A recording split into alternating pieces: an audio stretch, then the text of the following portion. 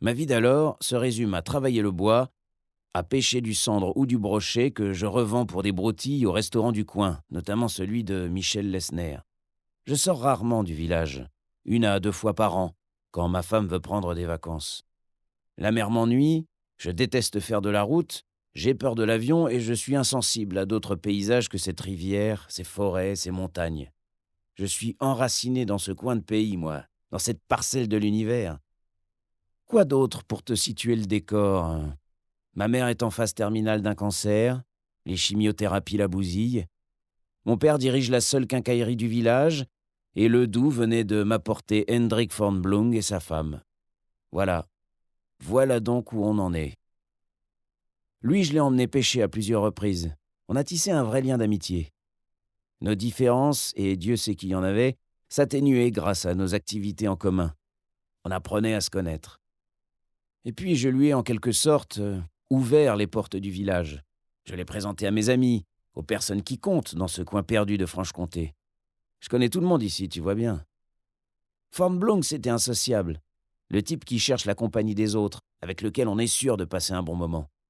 Des poivreaux de bar jusqu'aux commerçants, en passant par le doyen des lieux et les jeunes du club de foot, du curé au maire, de l'instituteur à l'idiot du village, j'ai fait les présentations. Donc avec Fornblong, on devenait comme deux larrons en foire. Il voulait tout savoir sur ce village. Très vite, tout le monde s'est mis à l'apprécier, ce qui, ici, crois-moi, est une véritable prouesse. Non pas que les gens soient bourrus ou antipathiques, mais ils n'ouvrent pas leur cœur et leurs bras facilement. Fornblong dégageait, comme je te l'ai dit, une belle aura, une sympathie naturelle. Malgré ses 65 ans, il avait l'énergie d'un animateur de bal musette. Et quelle intelligence! Il aimait les gens, il savait les écouter, se mettre à leur place, et ça, forcément, ça marche. Où que vous vous trouviez dans ce monde, si vous écoutez les indigènes de la tribu locale, ceux-ci vous apprécieront aussitôt. Ils vous respecteront. Parfois même, ils vous aimeront. Et lui, il allait ainsi, de café en restaurant, avec le sourire, la main bienveillante, comme un politicien en campagne. Il s'adaptait aux humeurs de chacun. Et nous, j'entends les habitants d'ici, on l'a pris en affection. Les jours se suivent, je suis tout le temps fourré chez lui pour le travail de menuiserie et de charpente. Ouliana prépare à manger, prend des cours de piano, se passionne pour la photographie. Fornblong a transformé une des pièces en chambre noire avec une lampe inactinique pour le développement des tirages. Je la croise tout le temps sur le domaine. Sa beauté m'attire. Et qui ne serait pas attiré par une jeune femme pareille? Mais je n'ai aucune envie d'abîmer l'amitié que j'entretiens avec Fornblong. Parce qu'avec lui, je dois dire, j'apprenais tant de choses. Sur le monde, sur la vie, sur la géographie. Sur les femmes aussi, car Fornblong avait été un sacré coureur. Il aimait me parler des femmes africaines qu'il avait aimées, et de sa carrière d'aviateur en Afrique de l'Ouest. Notamment d'un accident auquel il avait survécu. En Afrique, au Tchad, aux commandes d'un vieux coucou à hélice, il avait perdu ses 2 moteurs et avait réussi l'exploit de poser l'appareil en pleine cambrousse sans qu'il y ait eu de victime. Imagine un peu ici sur ma barque, celle-là même où tu es assis, il me détaillait ses récits d'aventure et de pilotage en Afrique. Un étrange bonhomme, oui. Et ses heures en sa compagnie ont été merveilleuses. Crois-moi, lui qui apparaissait comme ça dans notre patelin. Pourquoi ici? C'était cohérent, il voulait être proche de la Suisse pour sa chorale, à proximité de l'Allemagne pour sa famille et assez près de Paris pour ses affaires. Car lui, il ne rigolait pas avec les affaires. La Franche-Comté lui donnait tout ça, la paix de la campagne en prime. Mais Fornblong était si riche que ça? Ai-je demandé. Ah oui, oui. Doué surtout, très doué. L'argent, c'était pas un vain mot pour lui. Attention, il n'était pas du tout avare, ou comptable, ou ostentatoire avec sa fortune, non, non, bien au contraire. Disons plutôt que la richesse avait une grande signification à ses yeux, et que la générosité représentait son pendant instinctif.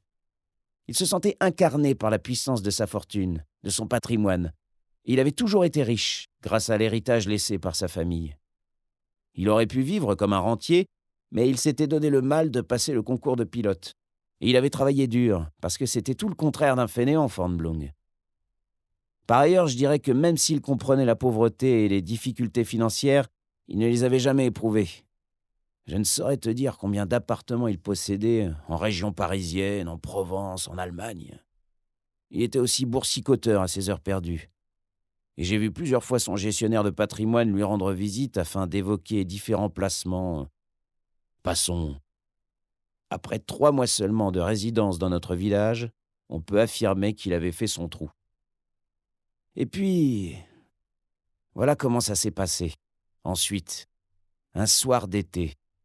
Ce fameux soir d'été où nous avions dîné ensemble, Fornblung, Uliana et moi dans leur maison. La rivière chantait, on l'entendait très bien. Dans cette maison, elle était toujours avec nous. C'était le début du mois de juillet. J'avais travaillé toute la journée chez eux, à découper des planches et des lambourdes qui serviraient pour la réfection des enclos. La véranda était notre lieu de discussion favori, à Fornblung, Uliana et moi. Et assis dans les sièges en osier, on buvait du rosé. Et ce soir-là, j'ai sans doute commis l'imprudence de trop la regarder, elle. Le désir montait en moi.